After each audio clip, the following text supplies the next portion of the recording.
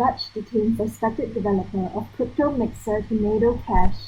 U.S. sanctions announced on Monday followed allegations that Tornado Cash was helping conceal billions in capital flows, including for North Korean hackers.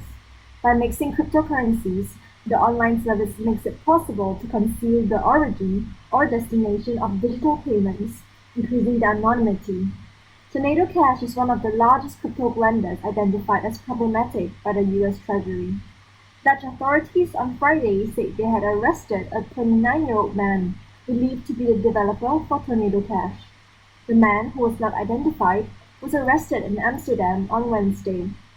He is believed to have helped facilitate criminal transactions, including funds stolen through hacks by a group believed to be associated with North Korea. He faces money laundering charges. The Industrial Internet of Things spending in the discrete manufacturing sector in Asia-Pacific is likely to reach $89 billion by 2025, according to a new report. According to the IDC report, manufacturing is the most common target for infrastructure cybercrime today, accounting for one-third of all assaults. Most traditional manufacturing plants were not built with cybersecurity in mind.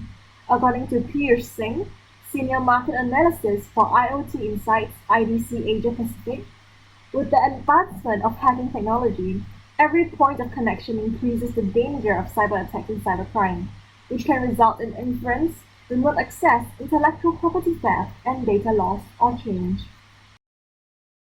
Vietnamese government has issued a national cybersecurity strategy to respond to challenges and crimes in cyberspace.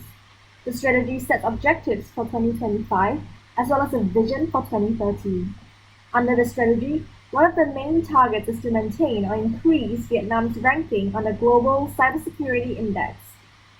Through the strategy, the country will foster digital trust and build an honest, civilized, and healthy network environment. It will prevent and combat law violations in cyberspace and enhance technological mastery and autonomy to actively cope with cyberspace challenges. The government will train and develop human resources in cybersecurity, raise awareness about cybersecurity skills, and work to secure funding to implement cybersecurity initiatives.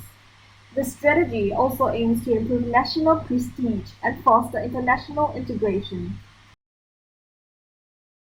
Around 2,000 Indian websites were hacked in June-July 2022 alone. This is one of the most serious cyber attacks on India in the past recent years.